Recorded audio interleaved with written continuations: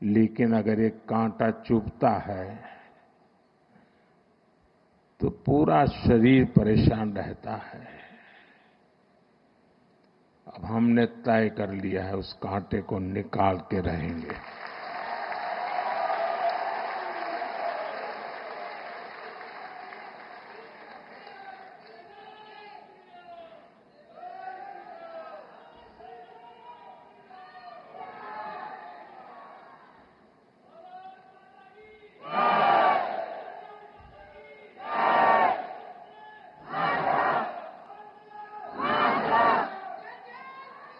साथियों,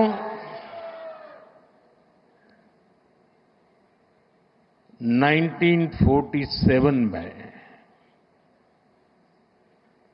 जब मां भारती के टुकड़े हुए,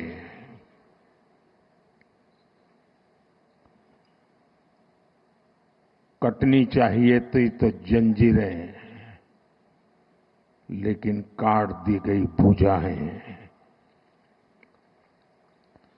देश के 3 टुकड़े कर दिए गए।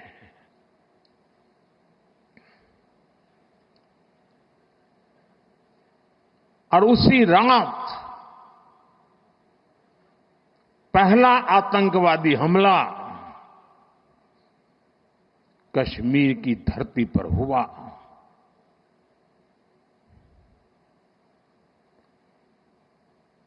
मां भारती का एक हिस्सा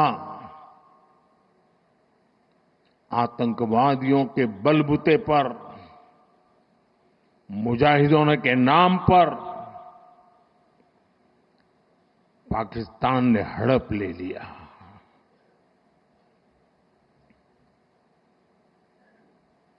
अगर उसी दिन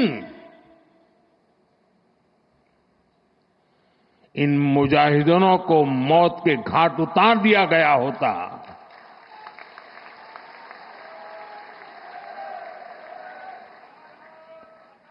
और सरदार पटेल की इच्छा थी कि पीओके वापस नहीं आता है तब तक सेना रुकनी नहीं चाहिए, लेकिन सरदार साहब की बात मानी नहीं गई और ये मुजाहिदीन जो लहू चख गए थे, वो सिलसिला 75 साल से चला है।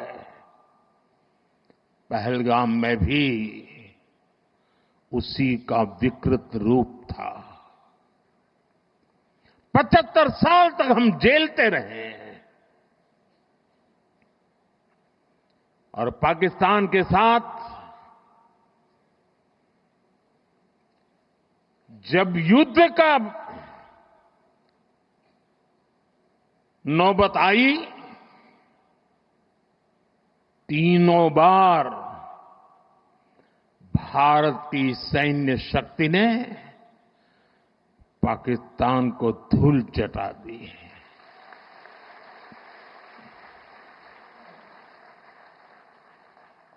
और पाकिस्तान समझ गया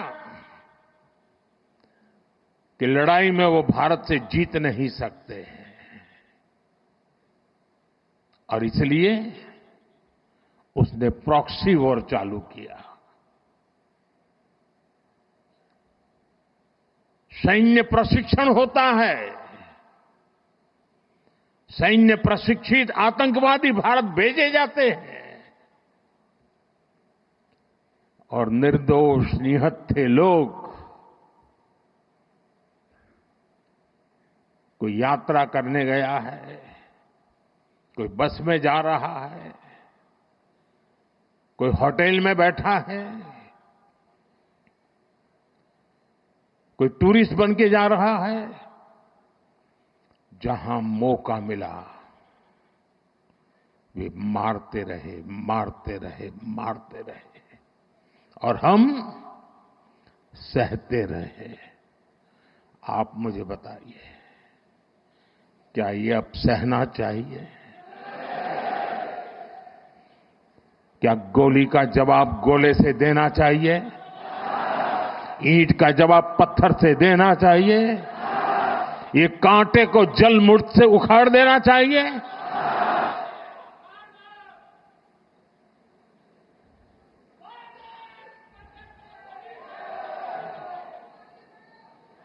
साथियों, ये देश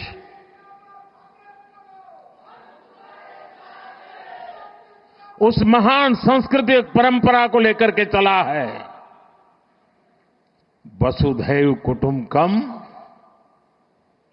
ये हमारे संस्कार है, ये हमारा चरित्र है, सदियों से हमने इसे जिया है। हम पूरे विश्व को एक परिवार मानते हैं। हम अपने पड़ोसियों का भी सुख चाहते हैं, वे भी सुख चैन से जिए, हमें भी सुख चैन से जीने दे।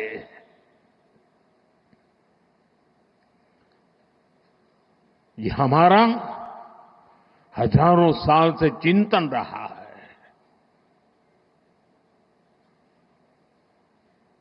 लेकिन जब बार बार हमारे सामर्थ्य को ललकारा जाए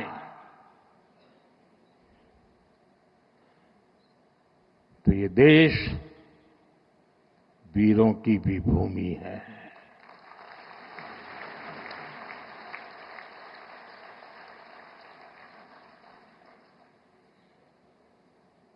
आज तक जिसे हमें प्रॉक्सी वॉर कहते थे,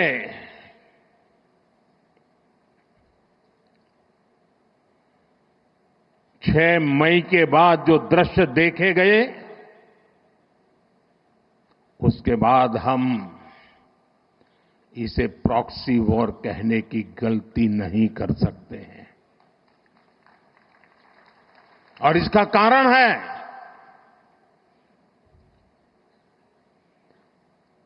जब आतंकवाद के 9 ठिकाने तय करके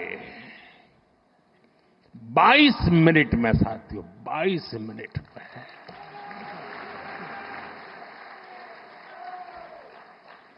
उनको ध्वस्त कर दिया। और इस बार तो सब कैमरा के सामने की सारी व्यवस्था रखी थी ताकि हमारे घर में कोई सबूत न मांगे। अब हमें सबूत नहीं देना पड़ रहा है, वो ऊपर वाला दे रहा है।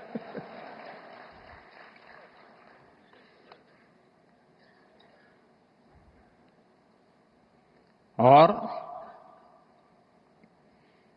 मैं इसलिए कहता हूं अब ये प्रॉक्सी वॉर नहीं कह सकते इसको, क्योंकि जो आतंकवादियों के जनाजे निकले 6 मई के बाद जिनका कत्ल हुआ, उस जनाजे को स्टेट ऑनर दिया गया पाकिस्तान में। उनके कॉफिन पे पाकिस्तान के झंडे लगाए गए, उनकी सेना ने उनको सैल्यूट दी। ये सिद्ध करता है कि आतंकवादी गतिविधि ये प्रॉक्सी वॉर नहीं है, ये आपकी सोची समझी युद्ध की रणनीति है।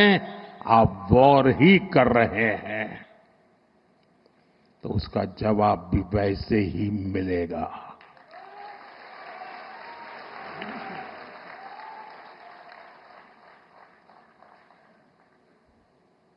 हम अपने काम में लगे थे, प्रगति के राह पे चले थे।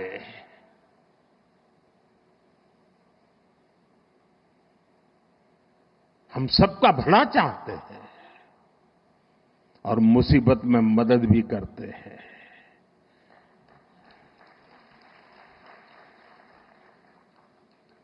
लेकिन बदले में खून की नदियां बहती है।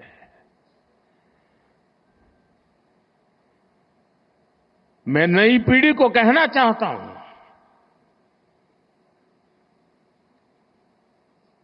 देश को कैसे बर्बाद किया गया है। 1960 में जो इंडस वाटर ट्रीटी हुई है, अगर उसकी बारीकी में जाएंगे तो आप चौंक जाएंगे। यहां तक तय हुआ है उसमें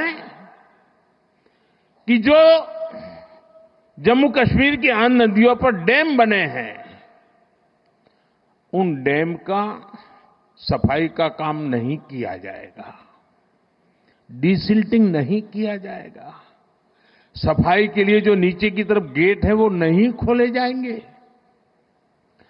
60 साल तक ये गेट नहीं खोले गए और जिसमें 100% पानी भरना चाहिए था, धीरे धीरे इसकी कैपेसिटी कम हो गई, 2%, 3% रह गया। क्या मेरे देशवासियों को पानी पर अधिकार नहीं है क्या? उनको उनके हक का पानी मिलना चाहिए, नहीं मिलना चाहिए क्या? और अभी तो मैंने कुछ ज्यादा किया नहीं है।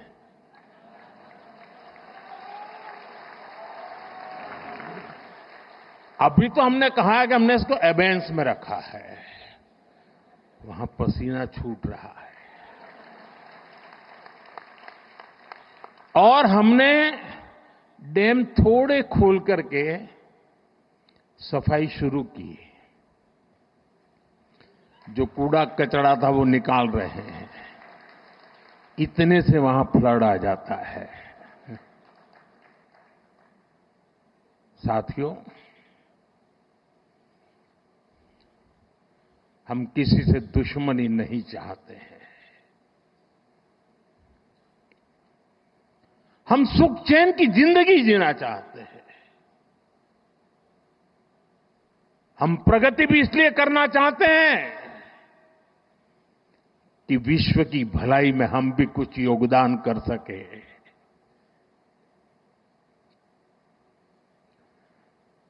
और इसीलिए हम एक निष्ठ भाव से कोटि कोटि भारतीयों के कल्याण के लिए प्रतिबद्धता के साथ काम कर रहे हैं। कल 26 मई था। 2014 में 26 मई मुझे पहली बार देश के प्रधानमंत्री के रूप में शपथ लेने का अवसर मिला। और तब भारत की इकोनॉमी दुनिया में 11 नंबर पर थे। हमने कोरोना से लड़ाई लड़ी, हमने पड़ोसियों से भी मुसीबतें झेली, हमने प्राकृतिक आपदा भी झेली। इन सब के बावजूद भी इतने कम समय में हम 11 नंबर की इकोनॉमी से 4 नंबर की इकोनॉमी पहुंच गए।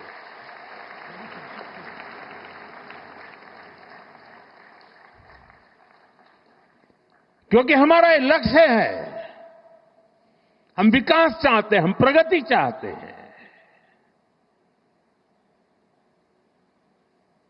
और एक के बाद योजनाएं। और साथियों, मैं गुजरात का ऋणी हूं।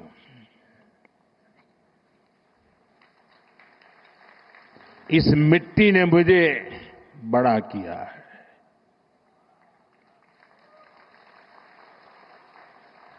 यहां से मुझे जो शिक्षा मिली, दीक्षा मिली, यहां से जो मैं आप सबके बीच रह करके सीख पाया, जो मंत्र आपने मुझे दिए, जो सपने आपने मेरे में संजोए, मैं उसे देशवासियों के काम आए इसके लिए कोशिश कर रहा हूं।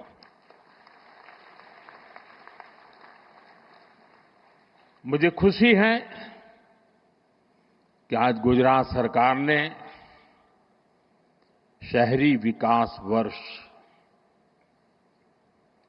2005 में इस कार्यक्रम को किया था, 20 वर्ष मनाने का। और मुझे खुशी इस बात की हुई कि 20 साल के शहरी विकास की यात्रा का जयगान करने का कार्यक्रम नहीं बनाया। गुजरात सरकार ने उन 20 वर्ष में से जो हमने पाया है, जो सीखा है, उसके आधार पर आने वाले शहरी विकास को नेक्स्ट जनरेशन के लिए उन्होंने उसका रोड मैप बनाया और आज वो रोड मैप गुजरात के लोगों के सामने रखा है। मैं इसके लिए गुजरात सरकार को, मुख्यमंत्री जी को, उनकी टीम को हृदय से बहुत बहुत बधाई देता हूं। साथियों, हम आज दुनिया की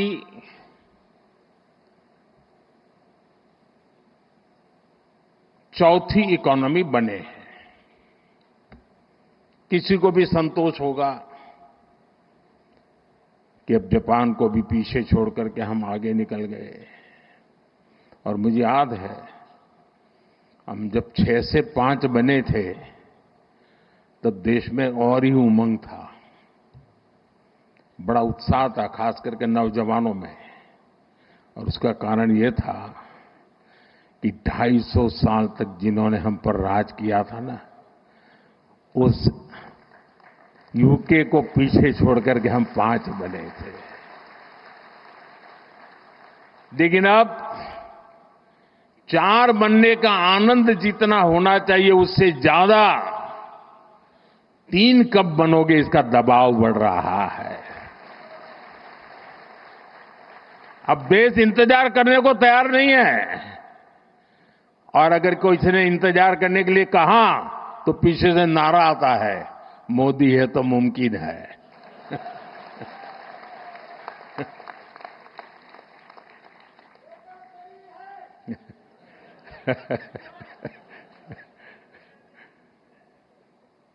और इसलिए साथियों, एक तो हमारा लक्ष्य है 2047 हिंदुस्तान विकसित होना ही चाहिए,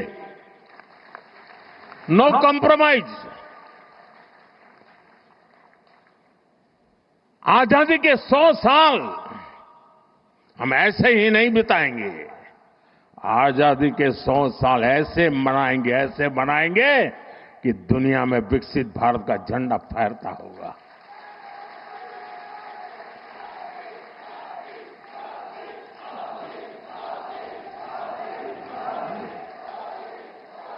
आप कल्पना कीजिए, 1920, 25, 30, 40, 42 उस कालखंड में चाहे भगत सिंह हो, सुखदेव हो, राजगुरु हो, नेताजी सुभाष बाबू हो, वीर सावरकर हो, श्यामजी कृष्ण वर्मा हो, महात्मा गांधी हो, सरदार पटेल हो, इन सब ने जो भाव पैदा किया था और देश के जन मन में आजादी की ललक न होती, आजादी के लिए जीने मरने की प्रतिबद्धता न होती, आजादी के लिए सहन करने की इच्छा शक्ति न होती, तो शायद 1947 में आजादी नहीं मिलती।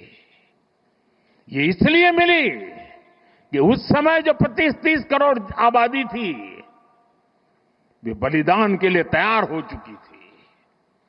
अगर 25-30 करोड़ लोग संकल्पबद्ध होकर के 20 साल 25 साल के भीतर भीतर अंग्रेजों को यहां से निकाल सकते हैं, तो आने वाले 25 साल में 140 करोड़ लोग विकसित भारत बना भी सकते हैं। दोस्तों,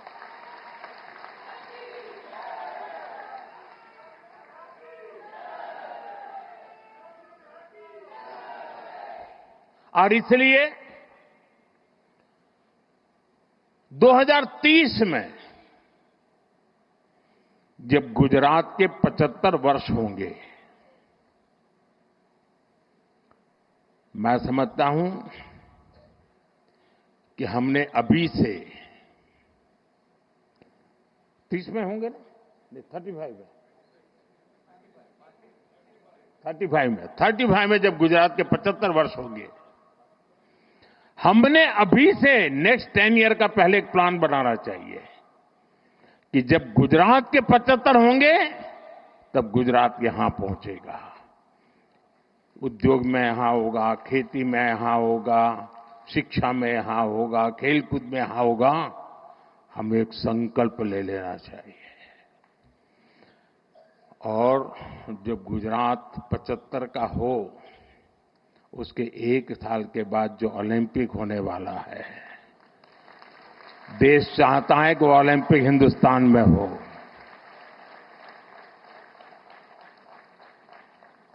और इसलिए साथियों, जिस प्रकार से हमारा ये एक लक्ष्य है कि हम जब गुजरात के 75 साल हो जाए, और आप देखिए जब गुजरात बना उस समय के अखबार निकाल दीजिए, उस समय की चर्चाएं निकालिए। क्या चर्चाएं होती थी कि गुजरात महाराष्ट्र से अलग होकर क्या करेगा, गुजरात के पास क्या है, समंदर है, खारा पाट है, इधर रेगिस्तान है, उधर पाकिस्तान है, क्या करेगा। गुजरात के पास कोई मिनरल्स नहीं, गुजरात कैसे प्रगति करेगा। ये ट्रेडर हैं सारे, इधर से माल लेते हैं, उधर बेचते हैं, बीच में दलाली से रोजी रोटी कमा करके गुजारा करते, क्या करेंगे। ऐसी चर्चा थी। वही गुजरात जिसके पास एक जमाने में नमक से ऊपर कुछ नहीं था, आज दुनिया को हीरे के लिए गुजरात जाना जाता है।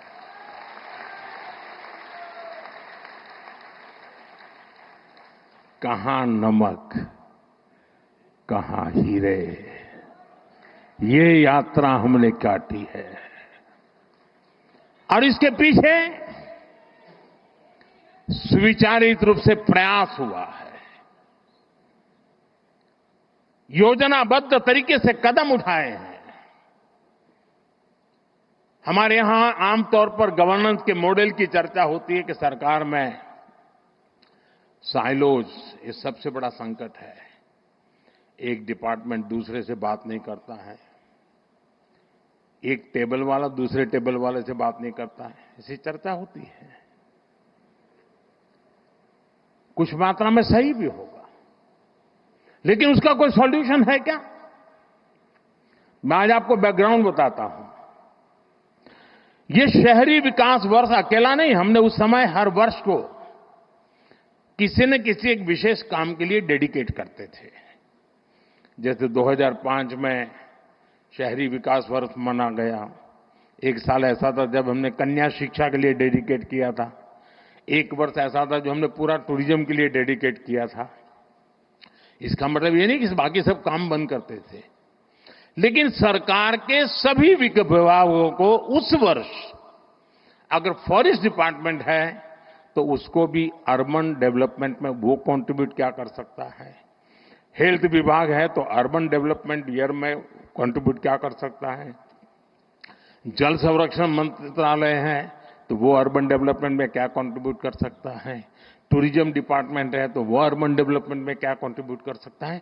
यानी एक प्रकार से whole of the government approach, इस भूमिका से ये वर्ष मना। और आपको याद होगा जब हमने टूरिज्म ईयर बनाया तो पूरे राज्य में, उसके पहले गुजरात में टूरिज्म की कल्पना ही कोई नहीं कर सकता,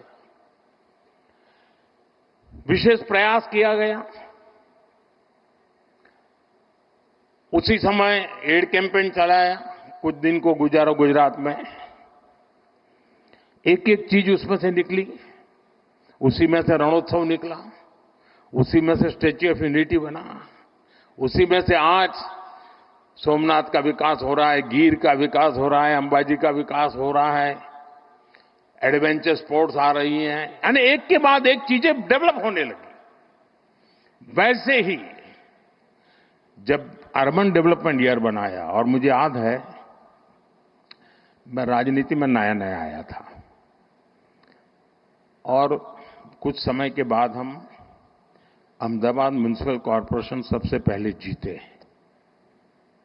तब तक हमारे पास एक राजकोट म्युनिसिपैलिटी हुआ करती थी, तब वो कॉरपोरेशन नहीं थी। और हमारे एक प्रहलाद भी पटेल थे, पार्टी के बड़े वरिष्ठ नेता थे, बहुत ही इनोवेटिव थे, नई नई चीजें सोचना उनका स्वभाव था। मैं नया राजनीति में आया था, तो प्रहलाद भाई एक दिन आए मिलने के लिए। उन्होंने कहा ये हमें जरा, उस समय चिमन भाई पटेल की सरकार थी, तो हमने चिमन भाई और भाजपा के लोग छोटे पार्टनर थे, तो हमने चिमन भाई को मिलकर के समझाना चाहिए कि ये जो लाल बस अहमदाबाद की है, उसको जरा अहमदाबाद के बाहर जाने दिया जाए।